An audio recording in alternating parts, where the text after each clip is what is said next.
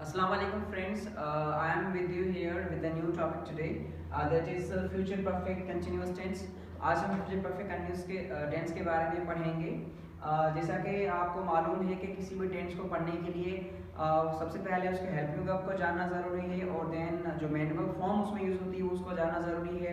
फिर वो टेंस कहाँ कहाँ यूज़ होता है उसके बारे में हम पढ़ेंगे आज।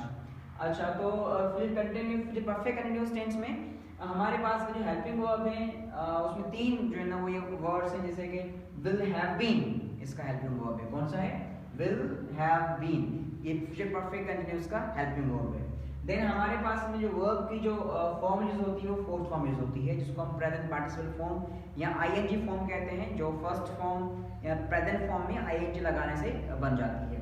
अच्छा, एक बात याद रखिएगा, जब भी आप कोई टेंस पढ़ेंगे अगर उसमें टेंस के नाम में कंटिन्यूस आ रहा है, इस चीज़ का जो है ना वो आपको ख्याल रखिएगा। अगर वो प्रेजेंट कंटिन्यूअस है, अगर वो पास्ट कंटिन्यूअस है, अगर वो फ्यूचर कंटिन्यूअस है या परफेक्ट कंटिन्यूअस है किसी भी टेंस का, वहां पर जो मेन वर्ब की फॉर्म यूज होगी फोर्थ फॉर्म यूज होगी, जिसको आप आईएनजी फॉर्म कहते हैं।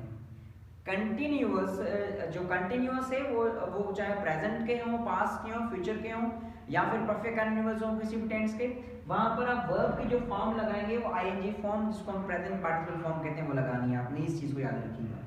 तो हम देखते हैं यहाँ पर, तो वर्ब की फॉर्म हमारी जो प्रेजेंट पार्टिसिपल, जिसको हम वर्ब की आईएनजी फॉर्म या फोर्थ फॉर्म कहते हैं।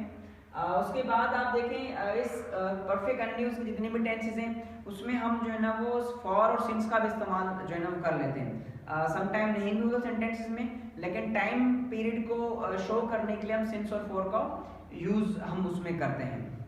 यहाँ देखिएगा, हम अब इसका यूज पढ़ेंगे कि ये टेंस कहाँ कहाँ इस्तेमाल होता है।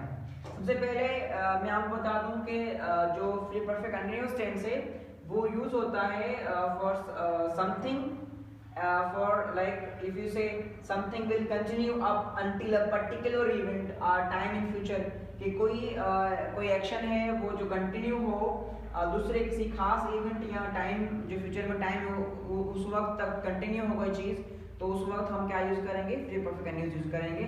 जैसा कि मैं अगर आपको एग्जांपल दूं यहाँ पर, तो देखें Abby will have been teaching at the university for more than a year by the time he leaves for Asia। तो उन्होंने बताया है कि जो एबी है वो पढ़ा रहा होगा जो है ना वो तकरीबन 1 साल के लिए पढ़ा रहा होगा। किससे पहले तक? जब ये एशिया के लिए जाएगा उससे पहले तक वो पढ़ा रहा होगा। तो ये पर्टिकुलर टाइम है या एक्शन है, he leaves for Asia, इससे पहले वो 1 साल तक वो जो है ना वो फ्यूचर में वो पढ़ा रहा होगा फ्यूचर जो है ना वो उसमें यूनिवर्सिटी में। तो इसको हम फ्यूचर परफेक्ट कंटिन्यूअस में लिखेंगे। सेकंड जो इसका यूज है वो के ऐसे एक्शंस जो फिनिश हो, something that finishes just before another time और एक्शन, कोई भी ऐसा एक्शन जो दूसरे एक्शन से दूसरे टाइम से पहले फिनिश हो रहा हो, तो वहां पर हम जो है ना फ्यूचर के लिए इसको इस्तेमाल करेंगे।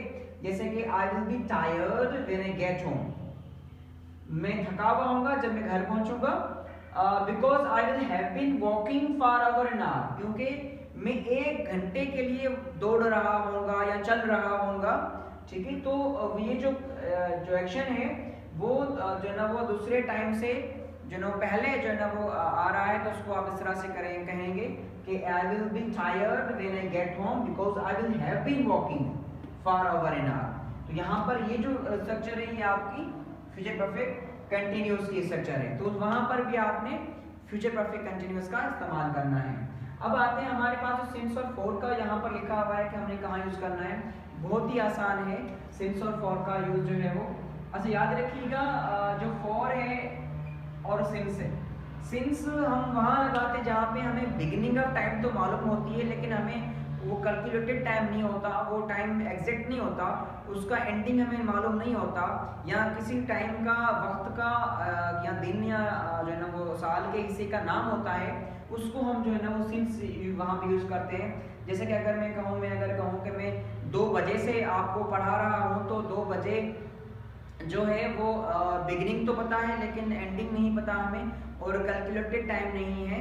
लेकिन इसी जगह अगर मैं कहूँ मैं 2 घंटे से पढ़ा रहा हूँ, तो वो कैलकुलेटेड एग्जैक्ट टाइम है, वहाँ पर आप जो है ना वो 4 लगाएंगे। तो ओ क्लॉक जो होता है जहाँ जो आप बजे के सेंस में यूज करते हैं, वहाँ पर आपने सेंस लगाना है। और जो आवर्स होते हैं वहां पर आपने लगाना है 4 लगाना है। इस तरह से सेकंड्स हो, मिनट्स हो, वहां पर आपने 4 लगा देना है।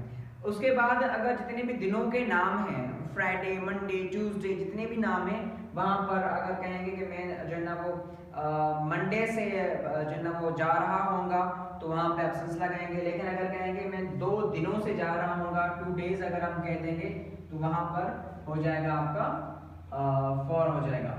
ठीक इस तरह से जितने भी महीनों के नाम हैं, जनवरी, फरवरी, तो अगर मैं कहूँ कि मैं जनवरी से आपको पढ़ा रहा हूँगा, तो ये जनवरी जो है नाम है सिंपली, तो वहाँ पर भी आपने सिंस यूज करना है जितने भी नाम होंगे महीनों के। और जहाँ पर जो है ना वो 2 मंथ्स होगा या 3 मंथ्स होगा, तो वहाँ पर आपने 4 का यूज करना है।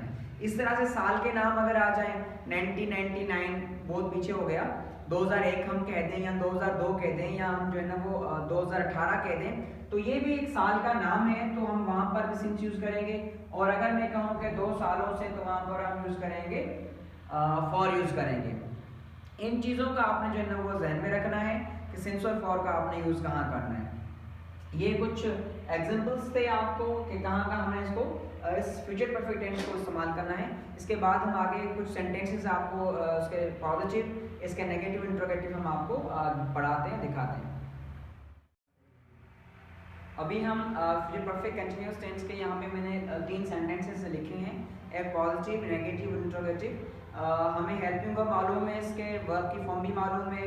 अब हम देखेंगे उनकी प्लेसमेंट और उनकी जो स्ट्रक्चर कैसे की जाती है।